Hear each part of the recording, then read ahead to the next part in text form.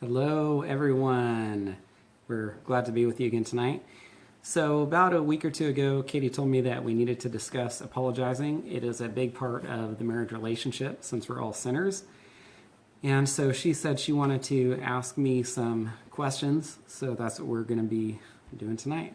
And if you have some questions about apologizing, asking for forgiveness, then go ahead and put them in the comments section. We'll try to field them.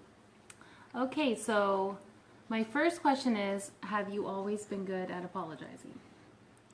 When I first looked at that question, Katie sent the questions to me about a week ago, and my first thought was, if I've learned to apologize, well, it's just for making so many mistakes. I don't know if there's any pastors listening to this, but I'd say that if you want to be a pastor, you really need to learn to apologize well, because you'll make mistakes and they're obvious to people, and you're going to need to basically own up to them so that there's unity and health in the congregation that you shepherd. And you don't just have to apologize for your own actions. At times you'll apologize for the actions of others, but you can't mention other people's names. You'll take responsibility for things, and because there's really nothing that looks worse than trying to shift blame or make excuses. Even if someone else is at fault, it just looks bad to try to shift blame and make excuses. So really, just as a pastor in general, for there to be, if you want peace in the congregation that you shepherd, you are going to end up apologizing and asking for forgiveness. But to answer your question, no, I would say I didn't grow up learning to apologize well or anything like that. I would say that when I was in ROTC, there was a commander who would not put up with any excuses or blame shifting, and it was one of the most difficult seasons of change in my life for those 4 years when he was working on me. I felt like, in particular, I think there's people in the ROTC program that thought I was his favorite, and then other people who just thought he despised me. So he wouldn't allow me to shift blame or make excuses, so he forced me really to learn to accept responsibility, not make excuses, own up to things when I definitely didn't want to do that. So I wouldn't say I learned to do it. I got to say I was forced to do it. Do you remember a time when you apologized and it felt weird, or one of your first times? I don't remember apologizing well or in a way. Do you mean in ROTC with him? Mm-hmm. I more remember pouting and making excuses and then getting yelled at in front of people and embarrassed was more how I probably learned. If someone said, how would you learn to apologize? Well, if I had to answer that, I would say, and I feel odd saying this, so I don't like to say I'm good at apologizing or something, but I would say I learned more just not to pout, not to make excuses, not to shift blame, because I was sick of getting yelled at and embarrassed in front of hundreds of other cadets. Mm-hmm. So. Okay, well, I will tell you that he is very good at apologizing, and it was a foreign thing to me to say I'm sorry. I was trying to remember when I was thinking about doing this video, a time in my life where I apologized before meeting Scott, and I really can't remember a time where I said I'm sorry. So it's sad that it was something I did not practice. I didn't practice it really in our family. And then when Scott and I met, I don't remember the first time, but I remember being surprised by him saying, "I'm sorry, will you forgive me?" That had never been a part of my relationships before in life. So it was kind of shocking and refreshing. And so that's another reason why I wanted to do this video, because I feel like it doesn't necessarily come naturally to Scott, but he's practiced it enough over the years now that it kind of has become natural, right? Mm-hmm. It's become more of a practice for him. To offend people and just say that. Ask for forgiveness. Just to ask for forgiveness. By the way, that commander, his name's Richard Brewer. We're going to have to tag him in this video. Richard Brewer, yes. Very instrumental man in my life. Mm-hmm. I, at times, just really wanted to get away from him, but I'm thankful that I never could for those years. So. We love hearing stories as a family about Colonel Brewer. About Colonel Lieutenant Brewer. Colonel Brewer, yeah. What are some wrong ways to apologize? So, pretty simply, if your apology is an excuse or it's just an opportunity for you to shift blame, that's not an apology. That's just an excuse, or that's just blame shifting. Many people, whether intentionally or unintentionally, will act like they're apologizing. It sounds like an apology because it'll begin with the words, "I'm sorry," but pretty quickly it's shown that it's just an opportunity for them to make excuses or blame others. And there's basically two words that are the destroyers of apologies, and I think one of them probably comes to mind right off. Anyone listening would know, and that first word is "but." Any apology that includes the word "but" is more like an apology disguised as an excuse, or an excuse disguised as an apology. I'm sorry. Will you please forgive me saying that wrong? So apologies, I'm sorry, but if they hadn't done that, or I'm sorry, but this happened. I'm sorry, but I never would have done that if not for this. So anytime an apology starts off with I'm sorry, but then is followed by the word "but," you're almost guaranteed to be making a poor apology, really not even an apology at all. Can I interject there too?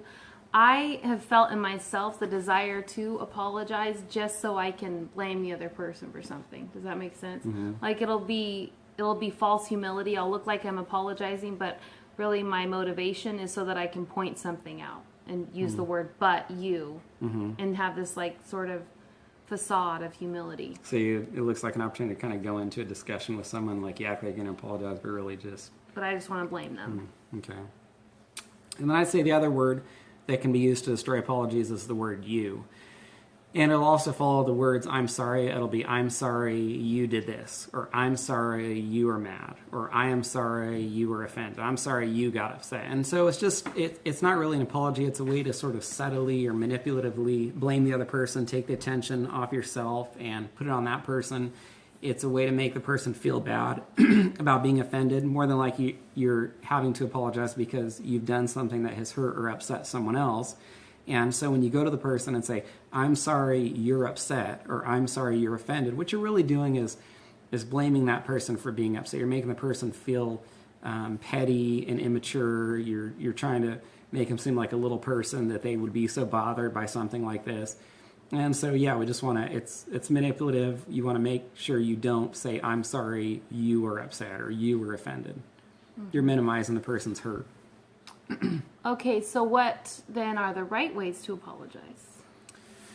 So I'd say that for the right way to apologize, there's really two parts to it, or there's two steps to it. First, it's going to start off like a lame apology with the words "I'm sorry." So lame apologies and good apologies both start off the same way with the words "I'm sorry."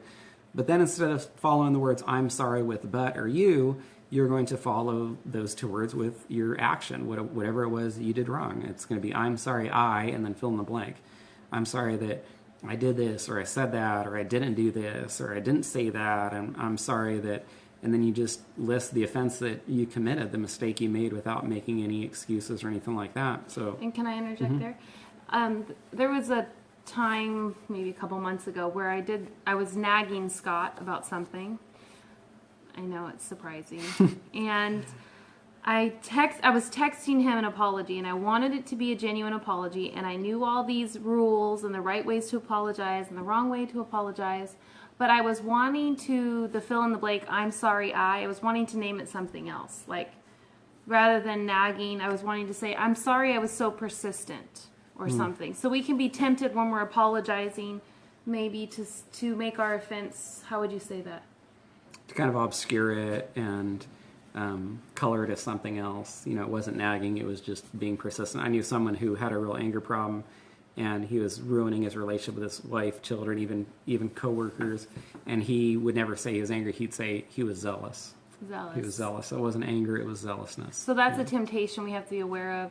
When you say, I'm sorry, and Scott just said, you list your offense, to name it for what it is, and usually it is a sin, for example, getting angry or whatever, to not give it some other word that makes you feel better about yourself. You wrote I don't know whether I mentioned this, we didn't talk about it earlier, but you sent someone a message and confronted someone. The person wrote back and it was like all about, "I'm sorry if you're offended, I'm sorry if Scott's offended." Mention that or don't? Well, it's a little late. Okay, well, so we had a rough week. I mean, just to be kind of candid with you, we found out that my dad has cancer, and we don't know all the details, but it's in his lymph nodes and his neck, and it's swollen, and we were hoping it was it just had swollen up so quickly, we were hoping it was like anything but cancer.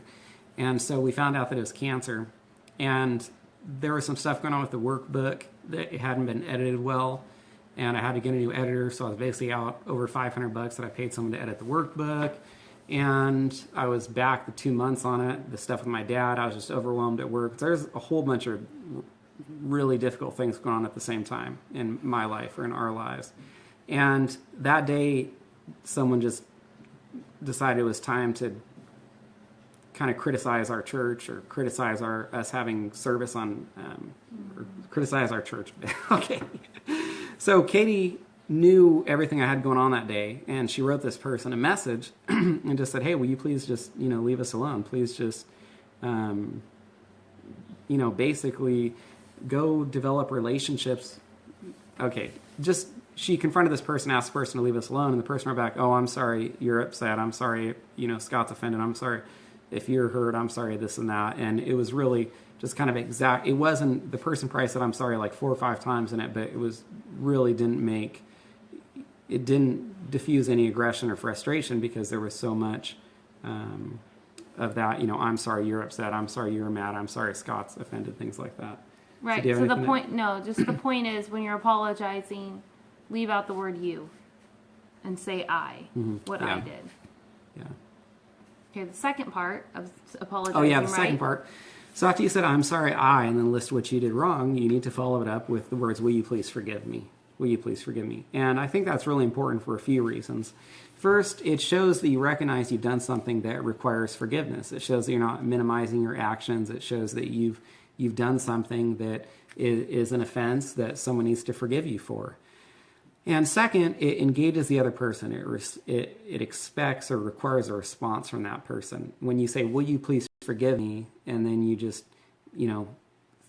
float that out there, you ask the person this question, you're expecting that person to say, yes, I forgive you. Yes, or no, I'm not ready to forgive you yet, or no, I haven't forgiven you. But you're appealing to that person for forgiveness, which is important. It really kind of puts the ball in that person's court and prevents them from, making any excuses about the way that you've apologized. It's really hard to do. I don't know how many people are watching what part's really hard to do? Saying, exactly? Will you please forgive me? It's like saying, I'm sorry, is already hard enough for our pride. But taking it a step further and say, will you please forgive me? At least for myself, I found it to be very, very difficult. Scott has a term he calls spiritual weightlifting, where you're doing something that's really difficult and it builds you up spiritually. It's those things that are difficult for you to do. And for me, adding on the will you please forgive me to apologies has been spiritual weightlifting. And I can just feel my pride. It's like that witch that's, what is it? What happens to the witch when she disappears in the Wizard of Oz? Anyways, that's what I feel like. Like that witch inside of me is just like, Rah! When I have to say, will you please, will you please forgive me? Thanks, someone. Someone gave me a thumbs up. Yeah, I never knew that's how you felt. Huh? Yeah, okay. It's really, really hard to say, will you please forgive me? Yep. So, but it's very good for us. Yeah. So just those are the 2 parts of. You asked what a good apology, and it's broken up into 2 parts. I'm sorry, list what you did wrong, and then follow that up with, will you please forgive me? Yep. And don't include the words but or you. Okay, next question is, what is your favorite story, or what is your favorite story that comes to mind when you think about apologizing? All right. So I wish I knew the name or city of the individual involved or the city that this took place in, because I do love the story so much. But here's what took place. A gentleman was, apparently traffic was a huge problem in a city, and it had to do with bicyclists and individuals walking in the street, maybe, because I don't know if there was no bike lanes or something like that, or the way the traffics were, or the way the sidewalks were created. And so because of these individuals in the street, it caused a lot of traffic problems. And so he was going to collect a whole bunch of tax money to build different sidewalks throughout the city. And he was told this isn't the best way to do things. Probably build another lane in the street or something like that. I don't know what the exact advice.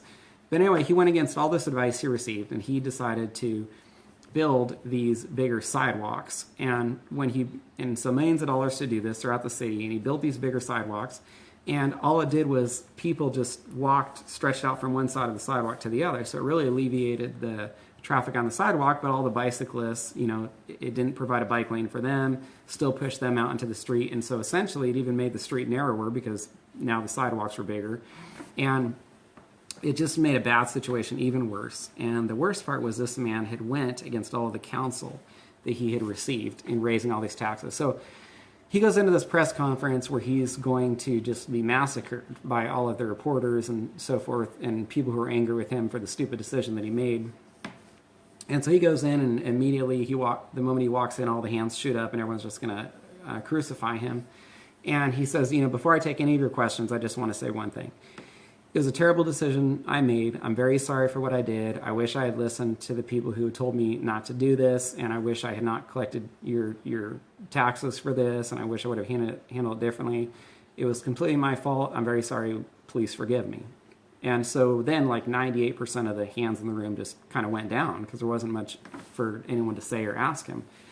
And so I guess like one or two other hands go up, and he calls on the person, and the person says something along the lines of, what were you thinking? That was so foolish. And he just says, you're right. It was foolish, and I'm very sorry. I wish that I hadn't done that. I hope the people of the city can forgive me. And one more hand goes up, and how could you do that? Were you thinking? He basically the same thing. I'm so sorry. And that was it. Short press conference, about 3 or 4 minutes, and he just said no other questions, and then he turned around and walked out. If he would have argued and made a bunch of excuses, then not only would everyone have stayed angry with him and he would have looked bad, the press conference just would have went on and on with all of the, very hostile and so forth. And so it's just a great example of how to handle things.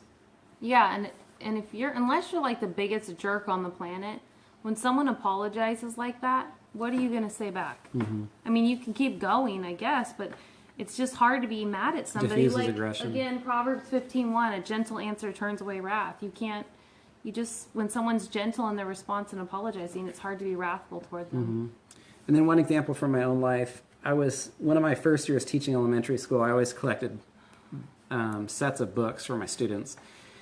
So we would all read them together, and they'd get questions when they came into school the next day. So anyway, all the kids in my class get this book, and I didn't check the books out to each kid. I just checked out like 30 books from the library, gave out 30 books to the kids, and because the kids didn't check them out, they weren't very responsible with them, and so we lost a whole bunch of books. And I think that happened honestly like 2 or 3 times after that, before someone told me someone should have told me, if you check out 30 books from the library, you need to check out each of those books by number to the kids so that you know which kid has which book and so forth. And so I could get the money back, but I didn't know who had what books, and so it just ended up being a real fiasco, and I made the mistake like 2 or 3 times. So I went into the library this one day, and this shows how ignorant or naive I was. I wasn't even aware that this is why the librarian was so upset with me, but I could tell she was just being very cold to me, very, very, somewhat rude in front of my students. And I noticed this going on for a couple months, and I didn't even put it together that it was because my students had lost some books. And so I finally just asked her, I said, have I done something to offend you? I've just noticed our relationship has changed, and you seem very upset with me. And something I really respect in people is when they're honest to your face. They're not passive aggressive, and they don't lie to you and say, oh, nothing's wrong, or I'm not upset. I really appreciate it when someone can look you in the eyes and say, yes, you did this, and it did hurt me, or it did upset me. And they can just be honest, versus someone who says, oh, no, everything's fine, and then they turn around and either go behind your back, or you can tell they're actually upset with you, and they continue treating you differently. And so this woman, to her credit, she just really laid it on me, and she just said, in all these years I've been a librarian, I've never seen a teacher who's lost this many books, and it's caused me a lot of problems to be able to check these books out to other classes and all this stuff. And she was just absolutely right. I had done this, and I had made these mistakes, and I felt really bad. And I just said, you're right. I'm very sorry. Please forgive me. And all the aggression and hostility she felt toward me, it seemed to pretty quickly be resolved, and we were able to go on and have a nice relationship after that. It was improved dramatically, which I'm thankful for. Yeah, and that's hi Robin. That's a good thing that I was thinking about too. One thing I might add to the apology, the right apologies, you have the 2 points. One thing that I have noticed is you say, you're right, adding that in. I'm sorry, you're right, I should not have done that, please forgive me. Mm-hmm.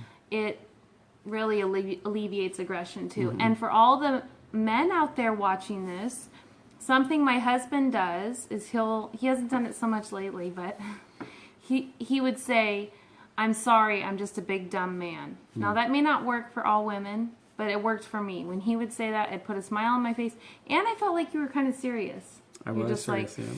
I'm just a big dumb man. And then, mm-hmm. I don't know, I couldn't be mad at him. Melted, That's just me. I just melted. But saying you're right is also a pride killer when you say, you're right, I was wrong, or something like that. Okay, go ahead. That's it. Oh, next question. Should we apologize to our kids?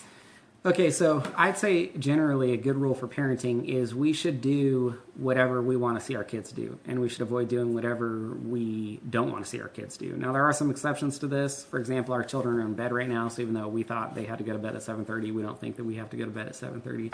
But for the most part, if there's things you don't want to see your kids do, don't do it. And if there's behaviors, actions you want to see in your children, make sure those are ones that you demonstrate or exemplify. And so if you want to see your children accept responsibility for their actions, if you want to see them be humble, if you want to see them apologize, not shift blame, not make excuses, then that's what you need to model. And you need to model it to them. None of us are perfect parents. We all make mistakes with our children.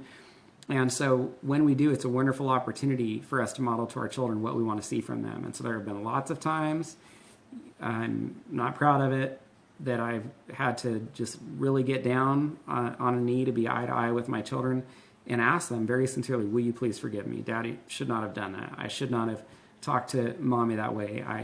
I should not have said that. And so if we want to see those sorts of behaviors from our children, then those are the sorts of things that we need to do. Now, the alternative is if you always make excuses, if you're never wrong, you're always right, you always shift blame, then when your child, I mean, you might see it when the child's 8, 9, or 10, but I think especially about when your child becomes a teenager and you're looking at the way your child talks to you and you're seeing yourself. You know, your child acts that way because that's the way that you act. Your child talks to you like that because that's the way you've been talking to your child for so many years. And when I taught elementary school, generally the students who accepted responsibility for their actions, who didn't make excuses, had parents who accepted responsibility for their actions or for their children and didn't make excuses.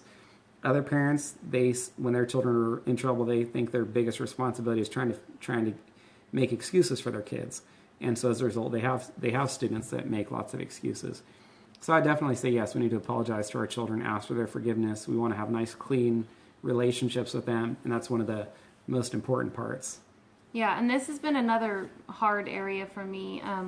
I was just sharing yet a couple days ago how I had yelled at one of my boys, and I felt convicted within 2 seconds, and I knew that I needed to apologize. And so I went and I was tempted to just go, hey, please forgive me, I'm sorry, and yell from downstairs. And I walked over to this child and said, please forgive Mama. So anyways, it's just been a really good thing that Scott has helped me with too, the importance of being humble in front of your kids. And the other thing to consider is you're raising future spouses. So we're training our children how to be in not only relationships in general, but also in marriage. Mm-hmm. I'd say one more thing, too, about apologizing. We shouldn't just apologize when we think we've done something wrong. We should apologize when someone else thinks we've done something wrong. And I'll give you just one example. Today or yesterday, I posted a picture of one of our children on Facebook. Okay, I posted a picture of one of our children on Facebook. I thought it was a funny, cool picture of Katie with a couple of our kids looking silly. And one of my children who looked silly in the photo was like terribly embarrassed and upset with me for posting this on Facebook, whereas I didn't think anything about it. So the point is, I came home and this child was upset or offended. Now, do I think I did anything wrong? I mean, I don't know, I posted a silly picture on Facebook, and but the fact is, it doesn't matter whether I thought I did anything wrong. It doesn't matter how, obviously, if I thought I was going to hurt my child's feelings, I wouldn't have posted the picture. And so I said to my child, will you please forgive me? I wish I had not done that, and I'm sorry. And so the point is, even if you think you haven't done something wrong and you can justify your actions, just have a clean relationship with people. It's good to ask for forgiveness. And if you do and you haven't really done anything wrong, then you can leave it up to the Lord to reveal that to the person. And the person will sit back over some period of time and just think, I remember when Katie asked me for forgiveness, and I don't really think she did anything wrong. I think I was just being overly sensitive or kind of petty, and let the Lord convict that person about it. And maybe that person will come back to you later and say, hey, that was really big of you to apologize that time, but I was being overly sensitive. You hadn't really done anything wrong. So just kind of put that person in the Lord's hands. Mm-hmm, that's good. Good preaching. Last question. How can apologizing or lack of apologizing affect marriages and families, in particular marriages? So we kind of have talked about this a little bit, but we are sinners. All of us, every marriage has individuals making mistakes, sinning against each other, creating offenses. And so there's really two possibilities in a marriage relationship. Those offenses just build up and build up and build up. And this is why people who have been married for some number of years, who should be even more in love with each other and enjoying each other even more, actually have a greater amount of bitterness between them because these issues haven't been resolved. And so one problem with not apologizing, not asking for forgiveness, is it just allows that bitterness to build and build and grow and grow. And in the language of Hebrews 12, a root of bitterness that, it's identified with a root because it can go down deep and take hold of your heart toward a person. And so you have relationships where there's all that bitterness that's just built up and built up and built up. The alternative is, which can be, wonderful for relationships, is to apologize and ask for forgiveness. And it diffuses aggression and hostility. No matter how mad someone is at you, rare is the person who can hear a genuine, sincere, humble apology and stay mad.